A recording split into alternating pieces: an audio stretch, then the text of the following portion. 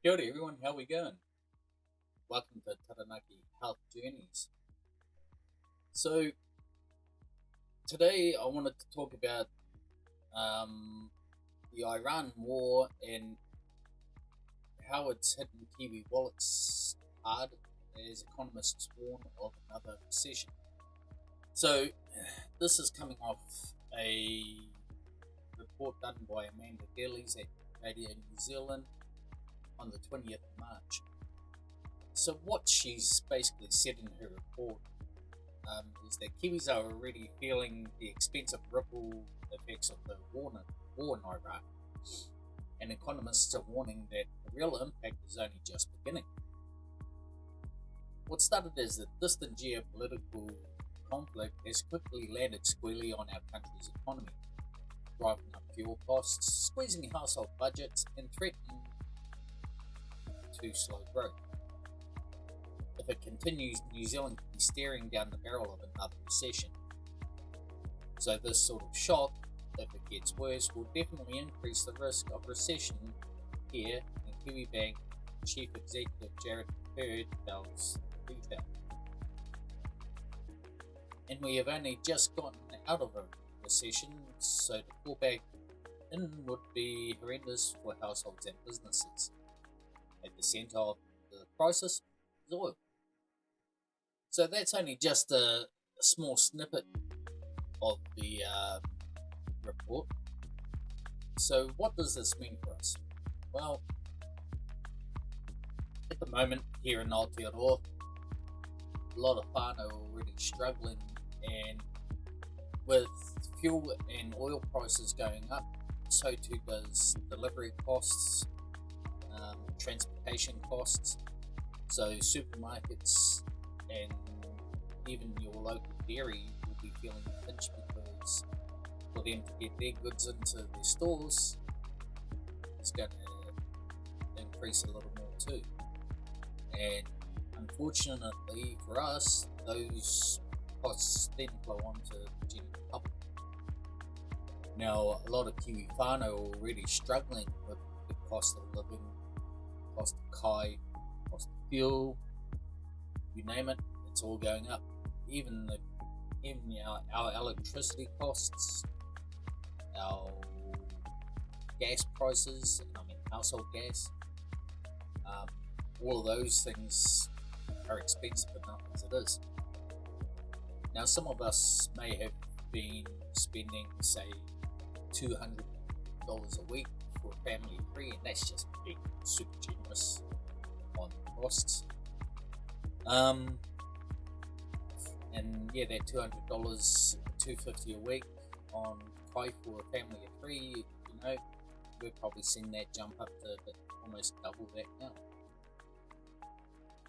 So imagine how it would feel for families who are living on domestic purposes benefits. Though I think the name of that's even changed now. A solo mum with 3 kids living in a fairly low decile sort of a home,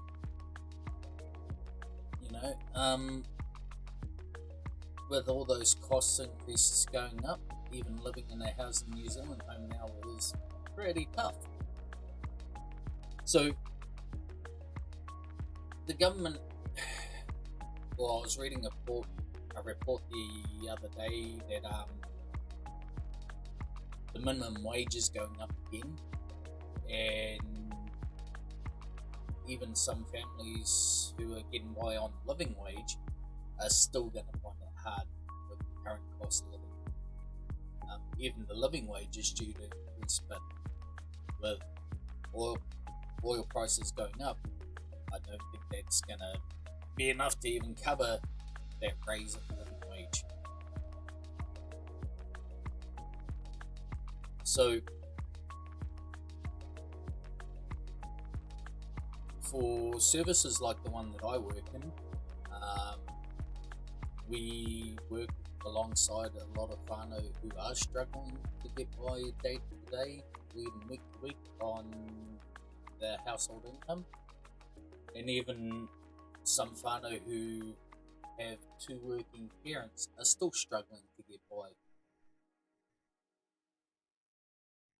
It ends up being pushed onto services like Work and Income New Zealand or Ministry of Social Development, as they prefer to be called, and then further down the chain to services like the one I work in. And we all try to pick up the slack for whānau. Sometimes it works, sometimes it doesn't, and it gets really hard, you know. And I have a great deal of sympathy for whānau who are struggling, because I come from that sort of whānau life when I was a young person, and heck, even working now. My wife and I both work, and even we're struggling to get by. So I feel your pain, guys. I really do. So yeah, if you are one of the whānau who are less fortunate and finding it hard to get by, you know, there is help out there, and I hope that you are all getting the help you need and get by. But yeah, look, especially in South Taranaki here, there's a couple of services you can turn to, like Aotearoa Health Service, Aotearoa unfortunately, the food banks, you know, they had their funding slashed at some point last year, and they've had to sort of knuckle down on how many packs they can give whānau over a certain period of time. They're not an unlimited source of supply, unfortunately, and yeah, they've had to tighten the purse strings a little bit too. It's a sad state for food banks to be in, and most of them rely on donations and funding from the government, and because the government decided to tighten the purse strings and make it harder on services, unfortunately more of our Kiwi whānau are suffering as a result. It gets really tough to see people struggle day to day, and for you workers out there like myself who work in the sector, just know that if this is taking a toll on your emotions, there are services out there for you to speak to as well. Most employers thankfully have EPAs for us to talk to. That basically stands for employer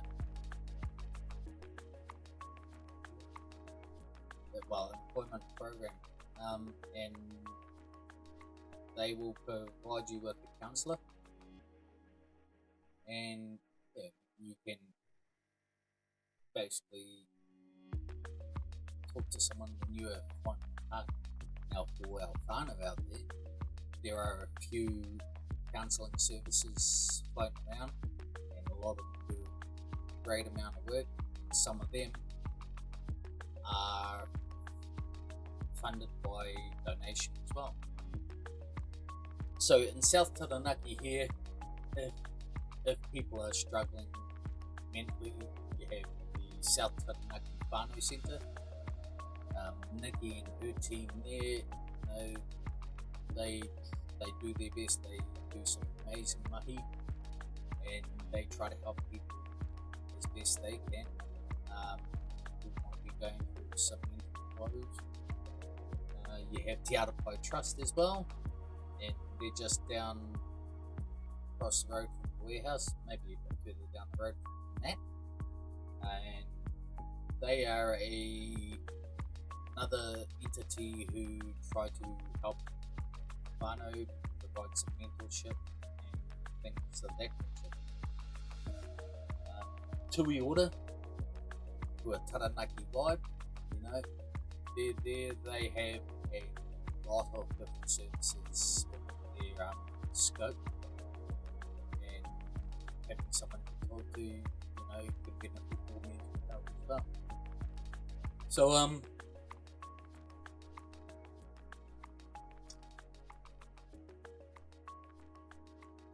another effect of the cost of living crisis that we have here in Aotearoa now is that it can take a toll on families, and we see a lot of whānau harm. Also, a lot of sorry, I'm going to be a bit PC on this one just for YouTube's sake, but premature unaliving.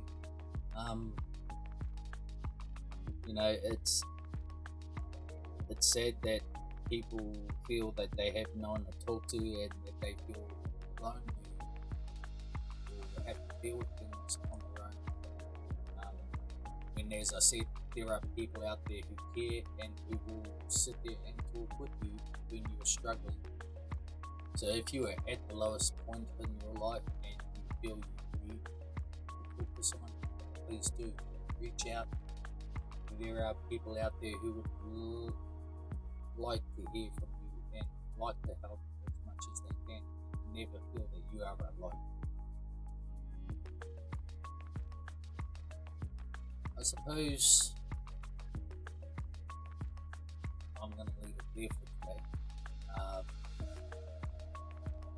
If you have any opinion on what we've talked or what I've talked about today, please feel free to leave your opinion in the comments down below. If you like the content that I'm putting out, please let me know too. How can you do that? Just hit the thumbs up button or thumbs down button, depending on which way you decide you want to go on that. Also, comment, share, and if we can get this out to as many people as we can, then I'd really appreciate it. I'm not getting any monetization out of these videos. Got to grow the channel more than anything. So if you'd like to help grow the channel, please share this with your friends, whānau, whoever else. If you would like to take part in some of these videos,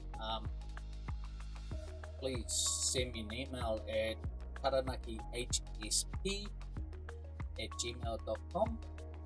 I also have the Taranaki Health Journeys Facebook page.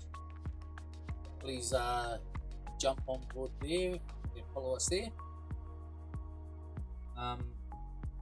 Send me a